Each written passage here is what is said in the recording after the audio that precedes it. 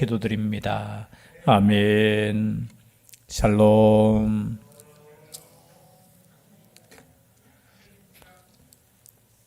지난 3일 동안도 하나님의 은혜 가운데 보호하여 주신 줄 믿습니다. 로마서가 조금 어렵습니다. 그렇죠?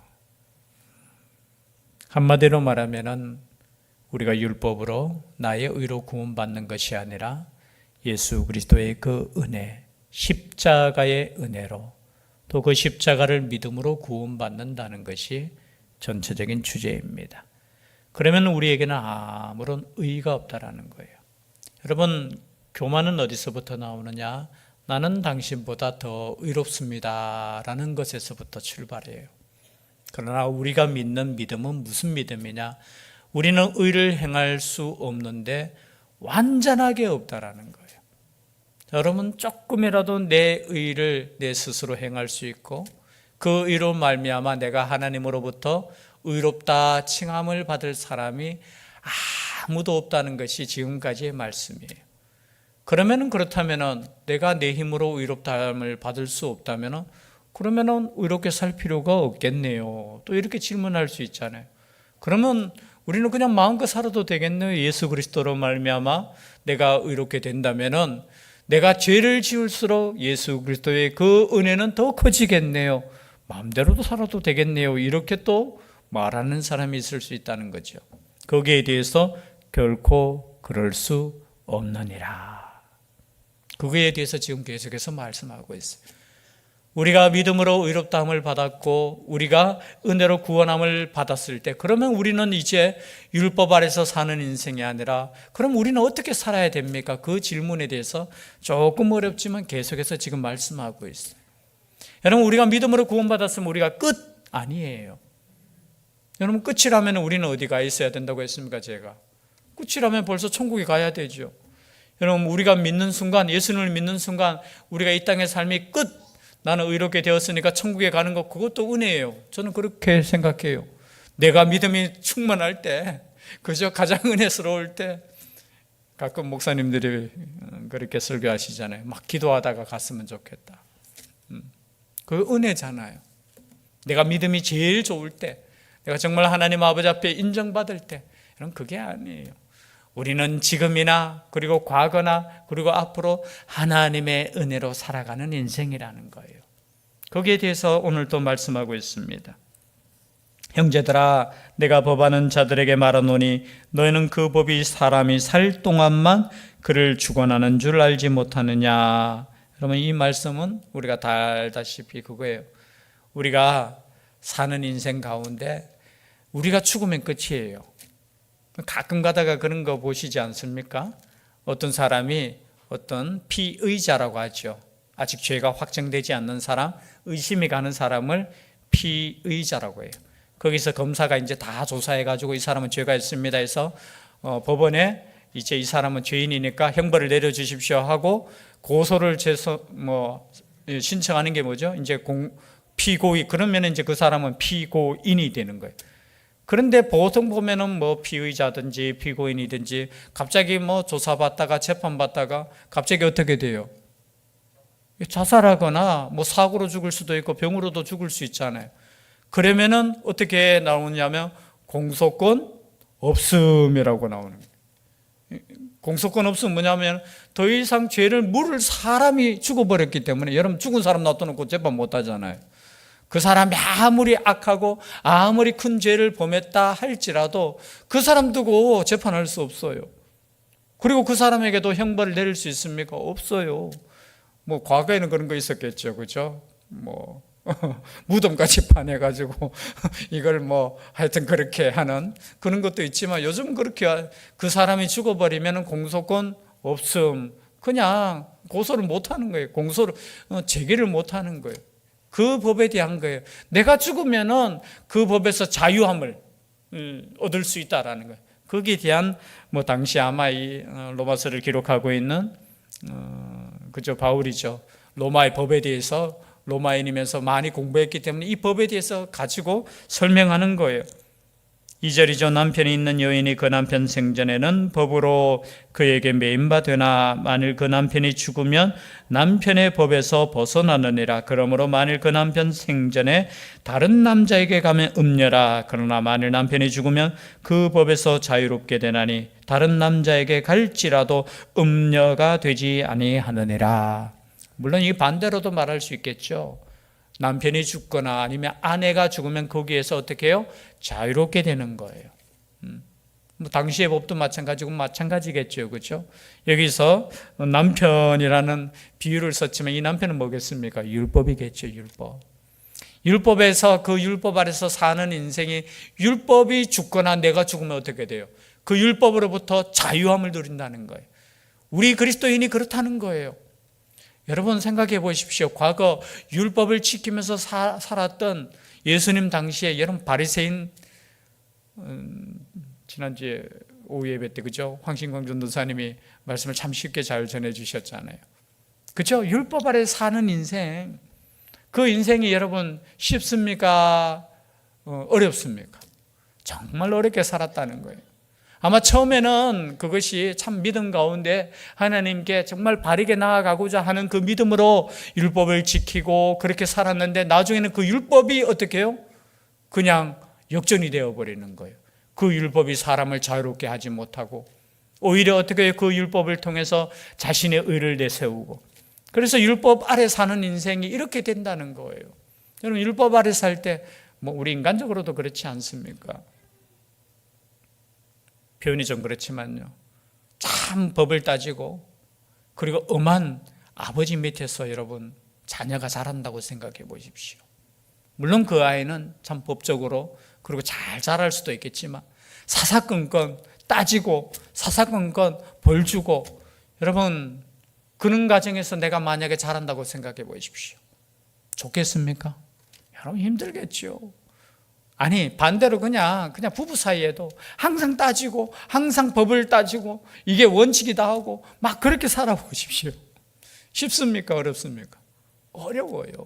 율법도 마찬가지예요. 율법이 선한 것이지만 율법 아래에 있는 우리가 만약에 사는 인생이 만약에 이것도 오늘 여러분 예배 드릴 때 은혜로 나오지 않고 만약에 교회 나오지 않으면 또 목사님 야단치겠지 혹여나 벌 받겠지 내가 복을 못 받겠지 여러분 이런 생각으로 산다면 여러분 그 율법 아래 사는 인생이에요.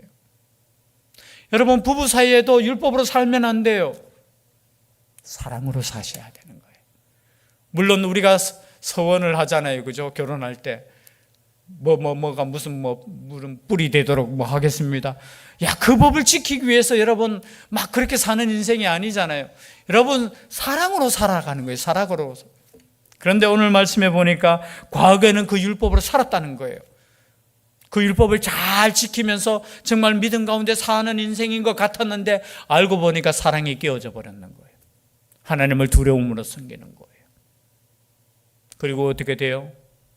그 율법을 지키지 않는 사람을 정죄하기 시작하는 거예요. 하나님이 그것을 원하시지 않았는 거예요. 그런데 사람이 어떻게 해요? 그렇게 변하기 시작했는 거예요. 거기에서 어떻게 되었다고요? 우리는 죽었다는 거예요. 그 율법의 정죄로 말미암아. 여러분 법을 많이 알수록 정죄하기 쉽잖아요. 그럴 수 있는 거예요. 그러면서 어떻게 우리는 그 십자가로 말미암아 우리는 그 율법에서 이제는 우리가 죽었는 거예요. 죽었는 거. 이게 거듭남의 비밀이라는 거예요. 여러분 죽지 않고는 거듭날 수 없어요. 오늘 말씀에도 3절에 보니까 그러므로 만일 그 남편 생전에 다른 남자에게 가면 음녀라. 그러나 만일 남편이 죽으며 그 법에서 자유롭게 되나니 다른 남자에게 갈지라도 음녀가 되지 아니하느니라. 남편이 죽으면 두 가지의 의미로 뒤에 또 나오는 거는 두 가지의 의미로도 사용할 수 있어요. 보니까 6절에도 보니까 이제는 우리가 얽매였던 것에 대하여 죽었으므로 율법에서 벗어났으니 두 가지 의미가 있어요. 율법이 죽었는 것과 내가 죽었는 것 어쩌면 똑같은 의미예요. 율법이 죽었으면 더 이상 내가 율법 아래 있지 않고 반대로 내가 죽었으면 이제는 율법이 나를 지배하지 못하는 거예요. 내가 죽었으니까. 조금 전에 말씀드렸듯이 법이라는 것은 산 자에게 해당되는 거예요. 죽은 자에게는 해당되지 않아요. 그게 법의 원리예요. 오늘 이 말씀도 마찬가지예요. 이제 율법이 죽었고 또 율법에 대하여 내가 죽었기 때문에 내가 이제 더 이상 율법 아래에 종노릇하지 않아도 되는 것이에요. 그렇다면 우리는 계속해서 질문이죠. 그럼 이제 마음대로 살아도 됩니까? 아니에요. 4절 말씀해 보니까 그러므로 내 형제들아 너희도 그리스도의 몸으로 말미암아 율법에 대하여 죽임을 당하였으니 이는 다르니 곧 죽은 자 가운데서 살아나신 이에게 가서 우리가 하나님을 위하여 열매를 맺게 하려 함이라. 이제 율법과 결혼해서 율법이 어떻게 죽었어요? 우리로 표현하면 옛 남편이 죽었는 거야. 그리고 새 남편을 얻는데 그 새 남편이 누굽니까? 예수 그리스도라는 거예요. 근데 여러분 생각해 보십시오. 아니 새로운 남편을 맞이했는데 옛 남편 생각하면 됩니까? 안 됩니까? 여러분 지금 사랑하는 사람 남편까지 안 가겠습니다. 그냥 내가 사랑하는 사람이 생겼어요. 근데 이 사랑하는 사람과 지금 사랑의 관계를 막 하는데 옛날 남자친구 생각하면 됩니까? 안 됩니까? 됩니까? 안 됩니까? 아니 내가 지금 이 아내와 살고 있는데 옛날 애인 생각하면 됩니까? 안 됩니까? 말은 그렇게 하는데 당시 유대인들은 그렇게 생각했다고. 지금 예수 그리스도와 지금 하나가 되어오고 예수 그리스도를 통해서 우리가 새롭게 거듭났는데 여전히 옛사람처럼 사는 인생이 있고 옛사람처럼 살아라고 주장하는 사람들이 있었다는 거예요. 거기에 대해서 말씀하는 거예요. 우리는 예수 그리스도를 통해서 예수 그리스도와 합하여 십자가에서 죽었는 인생이에요.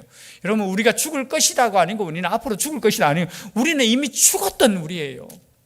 그래서 우리는 예수 그리스도를 통하여 예수 그리스도를 믿는 그 순간에 우리는 거듭난 사람이라는 거예요. 이제 더 이상 우리는 율법 아래 사는 인생이 아니라 예수 그리스도와 함께 사는 인생이 되었다는 거예요. 그 예수 그리스도는 어떤 분이시냐? 옛날 남편하고는 달라요. 옛날 남편은 죄 지면 어떻게 해요? 너 벌 받아야 돼. 그리고 너 그 죄 지면 안 돼. 안식일 그것도 있잖아요. 그죠? 39개 하지 말라는 거 막 해가지고 너 그거 하면 안 돼. 그런데 우리 예수님은 어떤 예수님이냐? 용서해 주시는 예수님. 나의 잘못도 다 덮어주시고 오히려 대신해서 자신이 어떻게 해요? 십자가에 달리신 예수님. 저는 우리는 그분을 믿는 거예요. 우리가 예수 그리스도를 믿는다고 하면서도 여전히 우리가 때로는 그 율법 아래 사는 인생이 될 때도 있다는 거예요. 그런데 오늘 말씀은 우리가 죽은 자 가운데서 살아나신 이에게 가서 우리가 하나님을 위하여 열매를 맺게 하려 함이라. 이제 더 이상 율법의 그 열매가 뭡니까? 율법의 열매는 다른 게 아니에요. 죽음이에요. 사망이에요. 지난주에 길게 하진 않지만 죄의 싹은 사망이라고 했잖아요. 6장 23절에. 우리가 죄의 열매는 뭐냐? 율법 아래에서 사는 열매는 결국 뭐냐? 사망이었다는 거예요. 그런데 예수 그리스도와 함께 하나 된 우리는 뭐냐? 영생이라는 거예요.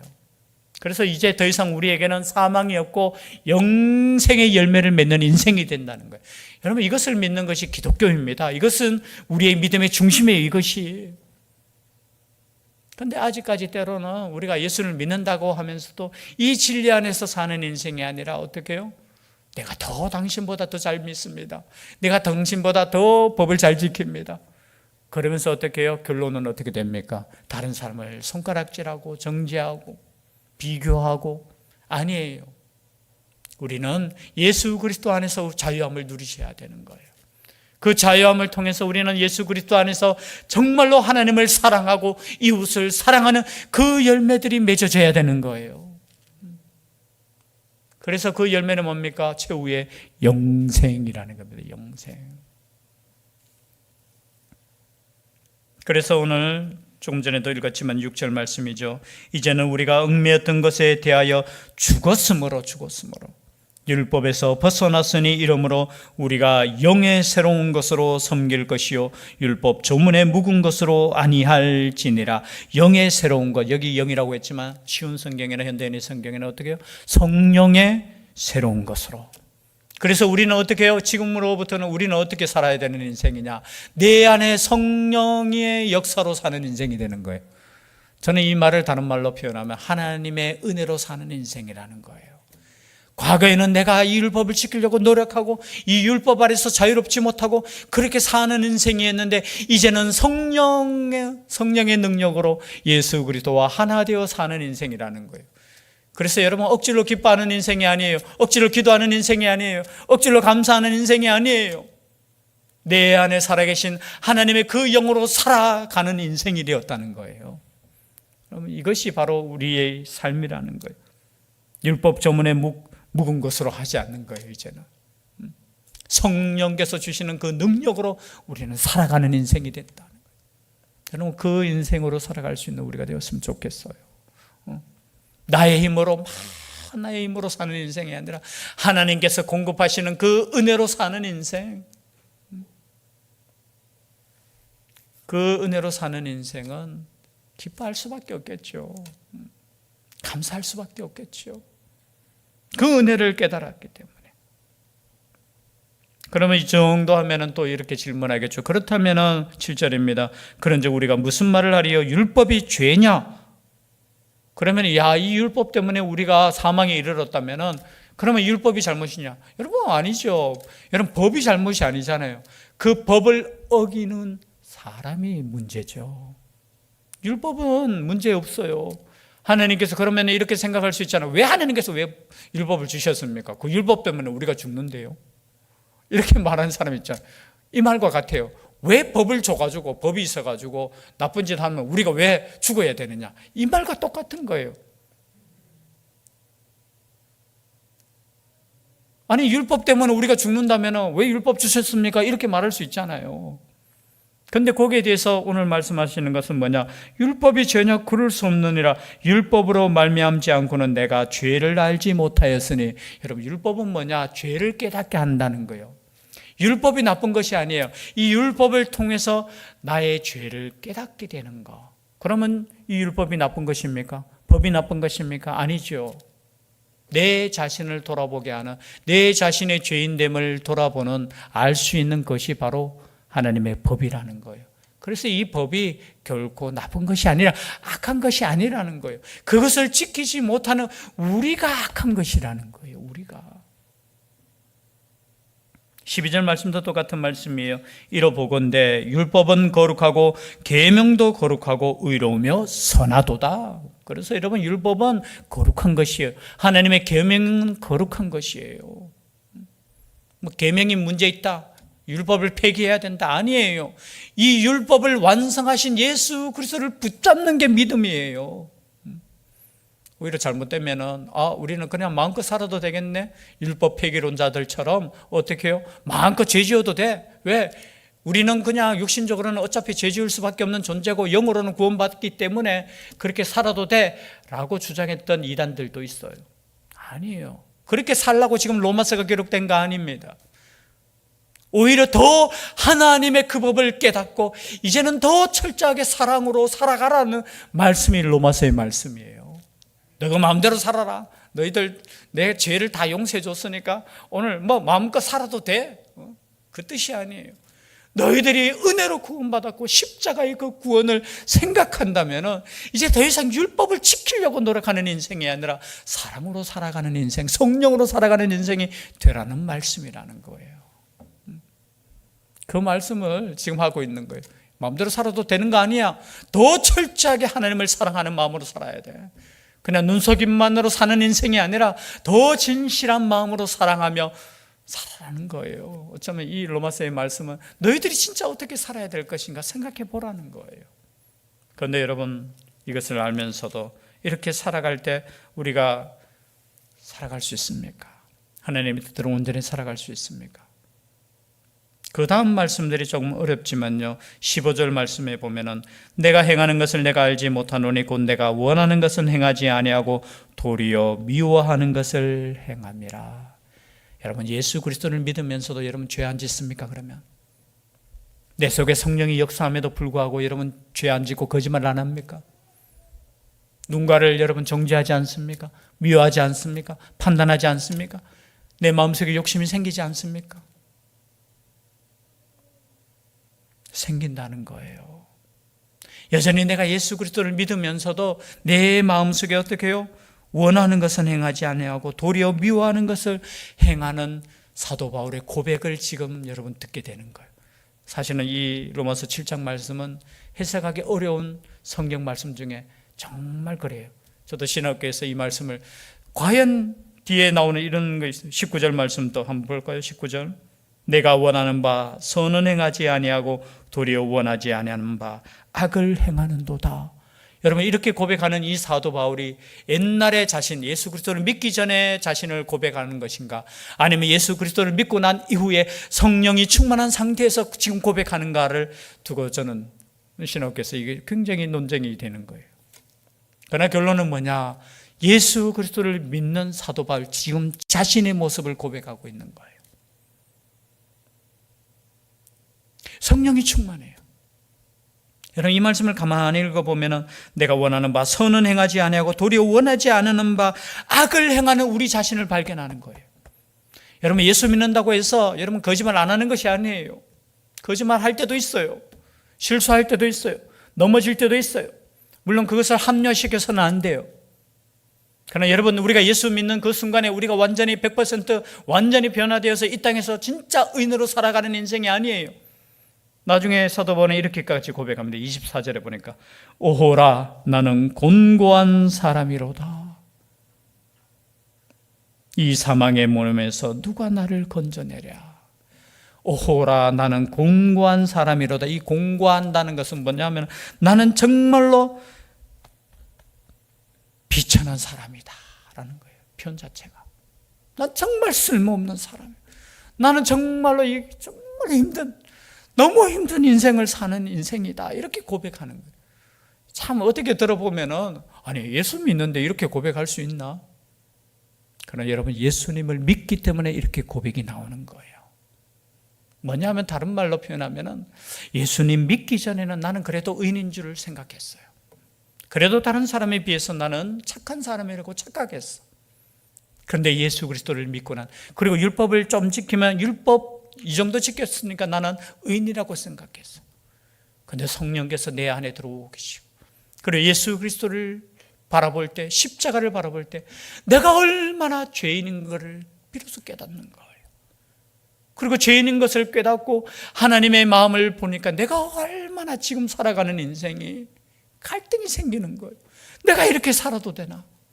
여러분, 그게 당연하다는 거예요. 그게 당연하다는 거예요. 내가 갈등이 있다는 것은 뭐예요? 내가 지금 잘못하고 있다는 것을 깨닫는다는 거예요.